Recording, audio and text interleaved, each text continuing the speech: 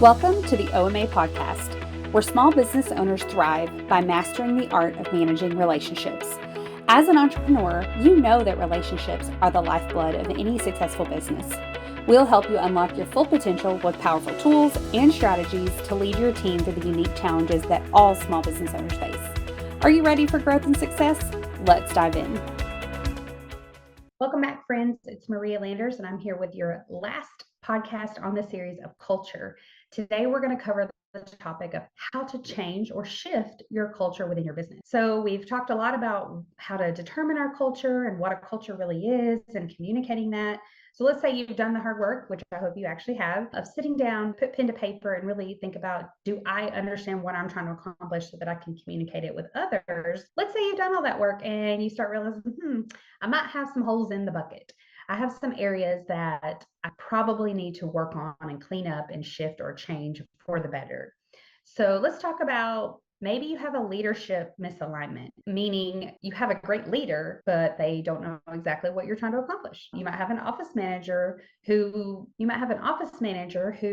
really goes outside of what you're trying to accomplish and sets their own tone for the business because they've never been communicated with and there's never been a firm expectation set about what the culture ought to be. How do we change that? Well, first of all, we have to start with ourselves. Did we do the work? Did we actually figure out what we want to accomplish in our business and what is our mission? What are our values? What are those common beliefs that we need to have as a business from everybody that interacts with a customer to show that this is our culture and this is what we are about? Start with yourself always, always. Because here's the thing, it always flows back to you. But if there's a problem, it's ultimately your fault. And I do say that with love because I'm also a business owner. If there's a problem in my business, it's my fault. Either I set the wrong expectation, I didn't train properly, maybe I didn't hire properly, maybe I allowed an employee too much freedom too early in the game, even if I wasn't the one to train them. Most likely, as a small business owner, you started with just you, and eventually you added one employee, and then you added another employee. If you have someone in your business, whether it's an employee or a manager of some sort, or again, maybe it's you, maybe you're saying, I have not set a good example in this way, or I've allowed our culture to shift into something that I just don't like. It's muddy. It doesn't really represent who I am and what I'm about and what drove me to start this business in the first place. It's time to take a step back. Maybe you need to apologize. Maybe you just say to your staff or your employees or your managers, hey, I made the mistake. I allowed this and I should not have allowed this. This does not align with our culture and our values. And so from here on out, this is how it's going to be. You may have some employees that are like, yes, thank you. I would love that. And then you're going to have some employees that do not like change. They don't want to change from maybe what's more convenient or comfortable for them, even though being more in alignment with the culture is what's best for the business. So always start with your leadership. Another way that you can change or shift your culture that I think is extremely important is your training and development. We talked in our last podcast about onboarding and training from there. You can shift that culture when you shift your training. Maybe trainings are not mandatory. Maybe trainings are only required for certain roles instead of the whole team. Even just those expectations can shift a culture. We are about training, and training is how we get better and how we continue to develop ourselves into a better business and how we, overcome obstacles and hurdles. Well, if the whole team isn't involved, I don't know how we do that. I don't know how we shift together if everyone's not involved. Those developmental programs, those training programs that you're offering, do they fully align with your culture? Do they give you a desired outcome in your culture? So if not, you have to go back and say, well, where does this get off track? I've been a part of businesses where they have staff meetings, but staff meetings are not structured. Like we don't really know what the agenda is from week to week, and that can be part of the culture. But I've also been a part of businesses that have structured agendas, and there is just a difference. There's a difference when you walk in that room that says, hey, here is what is expected of me to bring to this meeting. Every week I'm responsible for showing up, having certain numbers or reports that I can share with the team. And that feels good to me because I know if I'm being held accountable and everyone else is being held accountable, again, that's a cultural thing that says, hey, We are all in this together trying to do our best, versus meeting where you show up if you want. If you don't have your reports ready, or you're not ready to give feedback about your role or maybe your department, that there's no consequence to that, then you're going to just feel like maybe you are that person that's going to do really well, or maybe you're the owner and you have one employee that does really well and is always dependable. Well, how is that going to shape them and their culture and their drive and their willingness to show up and give it 110% every day if no one else is held to that standard?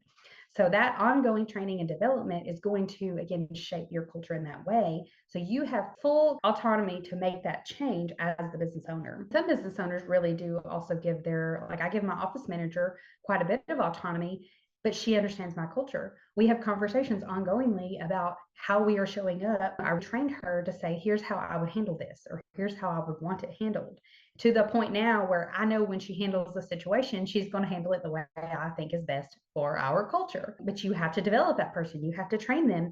You have to be able to say, hey, the way you handled that isn't exactly what I had in mind. Let's talk about why that wasn't the best way. Because sometimes people don't understand the repercussions of decisions. So you have to be able to say, hey, here's what you don't see or what you don't understand about that decision.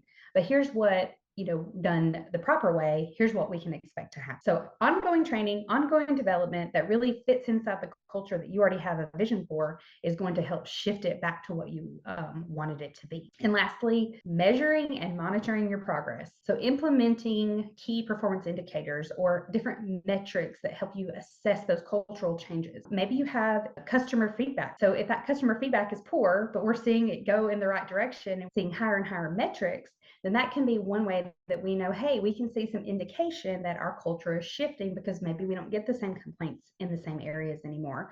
Or maybe the complaints are less, or the thing that was always a hot topic, always an issue, we're starting to see that diminish. So if you do not know what your key performance indicators are, then again, that's a back to the drawing board conversation. What is it that you're trying to accomplish? What's that mission and vision? How do you know you're hitting the mark? What are the goals and the things that say, we do this? Maybe it's a revenue number. If we hit this revenue number, then we know we're hitting the mark. If we hit this certain percentage in customer satisfaction, we know we're hitting the mark. If we have employee retention that averages so many years per employee, then we know we're hitting the mark. You need to know what those things are, what represents your business in that way that says, hey, the culture's right.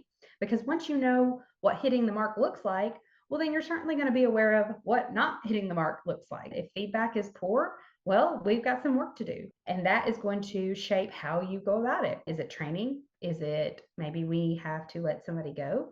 Maybe we need to rehire for those positions. Sometimes it's us figuring out how to communicate better. I have shared this in multiple podcasts in the past about how when I was a younger manager, I just was a little more blunt and rude to people, sadly. And it wasn't because I had a poor intention for them.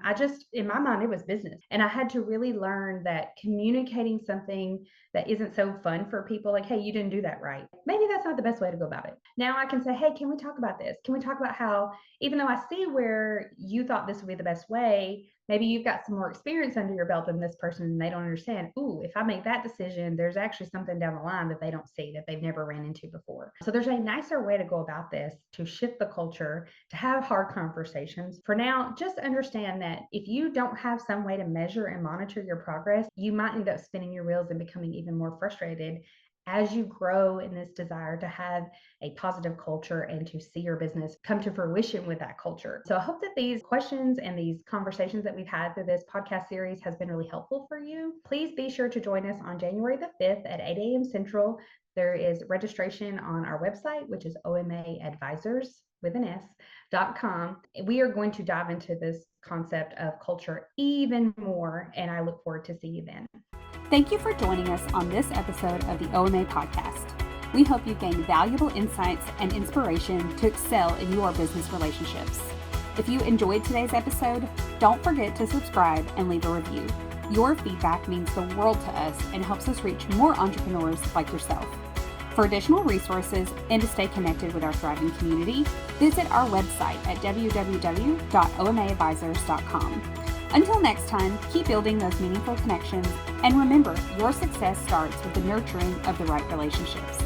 Take care, and let's make great things happen together.